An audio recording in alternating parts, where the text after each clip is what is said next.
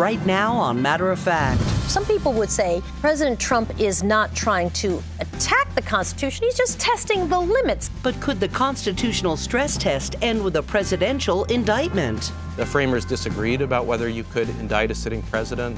Plus, with U.S. home prices surging, what would it take for you to say adios to the high cost of housing? It's really easy to get back and forth across the border. And billions of your taxpayer dollars meant to help lower-income students are missing their mark. The money is literally going into wealthy schools. How's that even possible?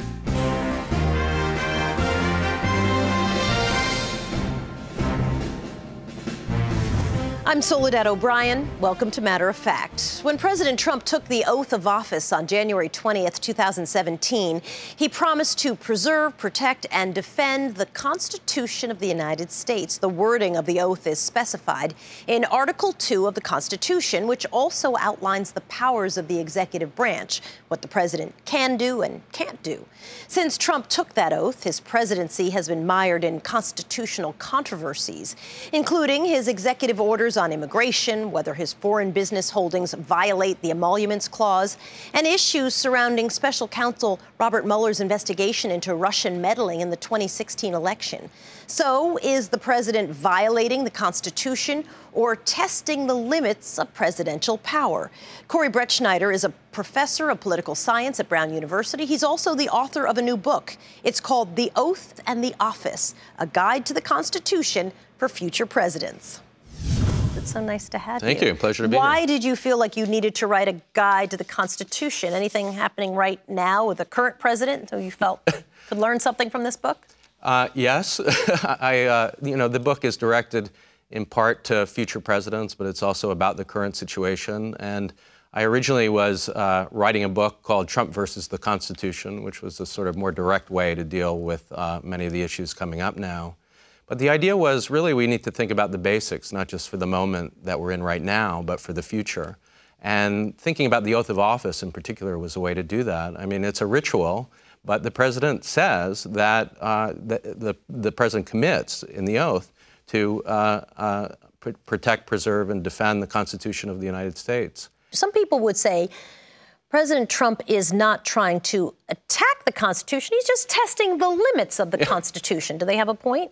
Well, I would say it's a stress test on the Constitution, and that, again, there isn't anything that guarantees that these rights will remain. But no, I think he's really gone beyond any previous president in many of the statements that he's made and in many of the proposals. Like what, for example? So if you think during the campaign, threatening a shutdown, a complete shutdown of Muslim immigration into the country, that's not an implicit use of prejudice against Muslim Americans. It's about the most explicit use of racism that you could get, or of anti-Islamic sentiment. Now, our Constitution guarantees free exercise of religion, requirement that the government not establish a religion. I think those statements, the explicit version of the first ban, were about the most clear violation of the Constitution that you could get. We've talked about the Emoluments Clause probably 3 or 4 times on this show, which is more times than I've ever talked about the Emoluments Clause that I didn't even know existed, prior to 2 years ago. Do you think that the president is in fact violating the Emoluments Clause, clearly? I do. What it says is that a president can't use the office for personal profit. And by refusing to put his assets in a blind trust, as every recent president has done, and by hyping up his businesses in all sorts of ways, that's exactly what the framers worried about. The idea of the office is supposed to be a public trust that one acts as president in the interests of the public good. Did the framers of the Constitution consider all of this all those many years ago? I think so. They talked about a demagogue who might be the opposite of a deliberative president. And yes, I think they predicted it, and they tried to put checks in place of how to deal with a president like this. Now you're getting into the part of the Constitution that I do remember from 7th grade. It's all very fuzzy, but I do remember some parts, right? And that was the other parts, the checks and balances. So you have Congress and you have the courts. Have they, I mean, is it more than just the failures of a president and that office? Is it a failure of Congress and the courts, too? I think so. I think that in that Muslim ban case that we talked about, the court split 4-4 with Justice Kennedy giving a very ambiguous opinion and ultimately siding with the majority and not striking down the Muslim ban. I think that was a failure. You know, one of the most interesting things in this book that I thought was, and there's a lot that's really fascinating, Thank you. is about President Nixon. Yeah. You know, and just the way in which he also felt that he was above the law. Yes. He said that. He said something to the effect of, when a president does it, it's not illegal. And people are having those same conversations today. I mean, I think we read that and think, well, that sounds crazy. But there are many people who say you can't indict a sitting president, that when the president does something because he's the president, it's not illegal. One of the great moments in American history is when the Supreme Court said to Richard Nixon that he had to answer a subpoena for information in a criminal case, and that he wasn't above the law. And that was a unanimous opinion, 8-0. And that was one of the shining lights, I think, in our history that we should turn to. The framers disagreed about whether you could indict a sitting president. Hamilton thought you had to wait until after the president had left office. James Wilson thought you could do it. And I think a simple principle decides that controversy. And the principle is that when a president does it, it can be illegal, the opposite of what Richard Nixon said. The book is called The Oath and the Office. Corey Bretschneider, so nice to have you. Thank you. Real pleasure. Thanks for having me. Pleasure's ours. Thanks. Next on Matter of Fact. It's like when people that live in Brooklyn have to cross the bridge to go to Manhattan. But these daily commuters are not crossing a bridge. They're crossing the border. Could more Americans join them? Plus, when it comes to closing the education gap between rich and poor students, both federal and state school officials aren't making the grade. Is there a simple solution? What kind of reforms would you advocate for? And we're paying attention to climate change. The latest proposal to roll back environmental protections.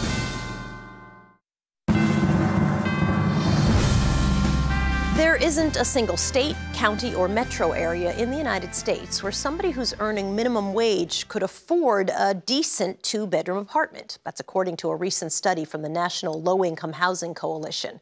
California is in the middle of an affordable housing crisis. Too much demand, not enough supply, and definitely not a lot of options for low-income renters. So, as our correspondent Jess Gomez tells us, many are heading south of the border. Before the sun sets on Tijuana, Mexico, some 90,000 people have left the city, crossing the border by car or by foot into San Diego. I guess it's really easy to get back and forth across the border. American David Flood is one of those international commuters. Bastante tiempo, perdón.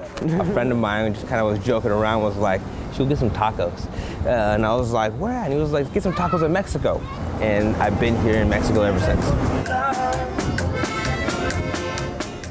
That was more than a year ago. David had moved to San Diego hoping to escape the high cost of living in Seattle. I was making actually good money, and I was still living under the livable wage over there. It didn't take him long to realize he couldn't make ends meet in Southern California either. After months in hostels and Airbnb rentals, he headed to Tijuana for those tacos and a place to call home. The international move is saving him more than $1,000 per month in rent. Tijuana has a huge potential based on its geography. Real estate developer Miguel Marshall is tapping into that potential with a series of mixed-use developments. The opportunity is right now, and we have to continue to grow and to meet demand. The demand for affordable housing. In San Diego, the average rent for a one-bedroom apartment is $1,800 per month. 2- and 3-bedroom apartments can average up to $3,000 or more. Miguel owns the complex where David rents his apartment for only about $400 per month. About half of Miguel's tenants are American. Once you're here, you start to see the richness of being in an emerging country. Born in America and now living in Tijuana, Miguel says crossing the border is just a normal part of life. It's like when people that live in Brooklyn have to cross the bridge to go to Manhattan. For us, it's like you have to cross the border to go to San Diego. In a stark contrast to America's crackdown at the border, Americans can get into Tijuana without stopping or showing any kind of identification. It's hard to get an accurate count of how many Americans may be living in Tijuana because some may be there illegally. And many of us as Americans living here live under the radar. That's right, undocumented Americans living in Mexico. Jim Holston says his paperwork is in order. He runs a program called Immersion Tijuana Living, helping Americans acclimate to Mexico. We get them hooked up with their tutors and different cultural immersion events. So different events that we have themed around getting to know the city. The city's low cost of living is such a draw for some that Tijuana's murder rate, last year higher than Chicago, LA, Detroit, and New York combined, isn't enough to keep them away. I was like, what would I do in Mexico? Like, I hear so many bad things. And then when I came down here and I was like, this is actually not that bad. Not that bad at all. But when it comes to jobs, David says there's just no comparison. America has awesome income, a land of gold. So that's why I stay working there, and then I can utilize my gold over here. He may have American gold, but David says he hit the housing jackpot in Tijuana. For Matter of Fact, I'm Jessica Gomez. San Diego is one of the few large cities in California with no form of rent control. But a statewide measure on the ballot this fall could change that. Proposition 10 would repeal a law which bans cities and counties from capping rent hikes on apartments built after 1995. If it's passed, Prop 10 would expand rent control to new developments. Critics of the measure say it'll make the housing crisis worse because it'll scare off developers. When we come back, for more than 50 years, the federal government has tried to close the education gap between the rich and poor. So why's the gap growing? Plus, it's not just the control of Congress that hangs in the balance this November, the vote that could be a historic win in the fight against climate change.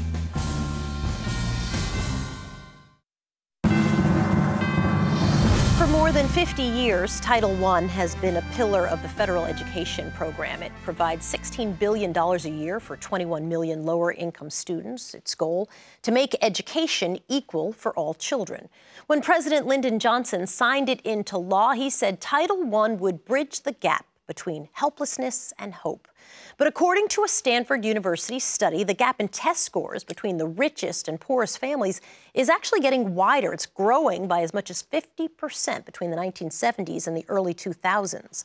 Nora Gordon is an associate professor of public policy at Georgetown University. She's also a member of the Department of Education's expert panel on Title I. It's so nice to have you with us. So explain what Title I exactly is and what it was meant to do. Title I is a federal grants program. It's part of the education law, and it's a way to send money to high-poverty schools. The goals of the program have sort of evolved over time, and so from the war on poverty to these goals of closing achievement gaps. And those are pretty lofty goals when, even though $16 billion sounds like a lot of money, it's less than 5% of all the money that's spent on education. But the original goal, and the goal consistently has been figure out how to elevate poor children. Absolutely. And make them competitive with their richer peers. That's been the goal of the program. It directs money based on child poverty through 4 somewhat convoluted formulas. And then once school districts have that money, they allocate it to their poorest schools. They have some discretion in how they make that choice. And there's a lot of state and local discretion in how they spend that money. It seems to me that a big chunk of this Title I money, like 20%, so almost $3 billion, ends up in school districts that actually have a very high percent or even a higher percent of wealthier families. So one big criticism of Title I over the years has been that it spreads its money thinly so that everyone, gets to bring something home. And that was sort of how to make it politically viable. So let's get into the convoluted formulas. Is it because the formulas for how to give out the money are complicated, or is it the discretion part of the money that is really messing up how Title I could work best? There's both pieces that really matter. How the money is allocated, both how big is the pie and how is it sliced up. The formulas slice it up. And how do states and school districts make those decisions? How are Title I funds generally used? I know in the school, when I was in public school, everybody always wanted smaller class size, like smaller class size, so that the teacher was teaching fewer students. Is that generally how the money's used? That is sometimes used. It's not how it's most commonly used. So it is permissible to use Title I funds for class size reduction. The most common things that schools do with Title I money, it is instructional staff. So whether they are buying teachers or instructional support staff, specialists, interventionists, and the most common places for this are for reading and math.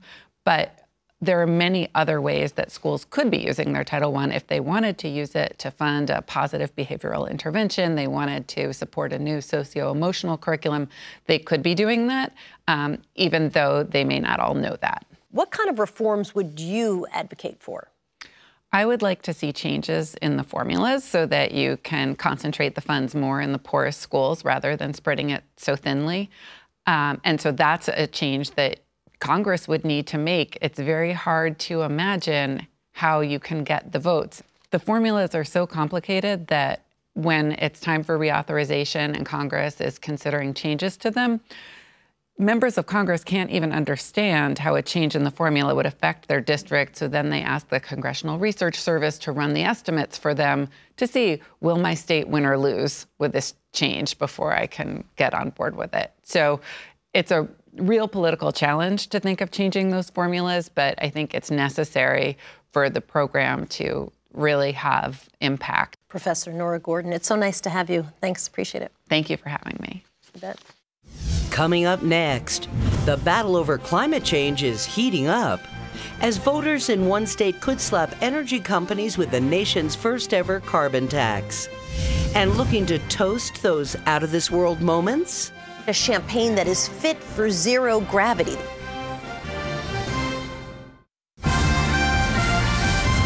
Now to a weekly feature we like to call We're Paying Attention, even if you're too busy. The Environmental Protection Agency is proposing a rollback of Obama-era laws on methane. It's the third step by the Trump administration this year to erase federal efforts to fight climate change. The move would make it easier for oil and gas companies to release methane. That's a powerful greenhouse gas that scientists warn traps more heat in the atmosphere than carbon dioxide. But as the federal government looks to ease regulations on climate change, voters in Washington state could approve the nation's first ever carbon fee come November. That ballot initiative would charge companies that use or sell fossil fuels in the state a fee based on their emissions. If it passes, it would go into effect in 2020, and experts say it could raise about $1 billion in its first year. The money would go toward environmental projects like increasing solar power and protecting forests. Other states have passed laws to fight carbon emissions, including California. This past week, Governor Jerry Brown signed a new law requiring all of the state's electricity to come from clean sources by 2045. When we return, a French company is making champagne you can drink in space. But do you know why they won't be popping the cork at the International Space Station?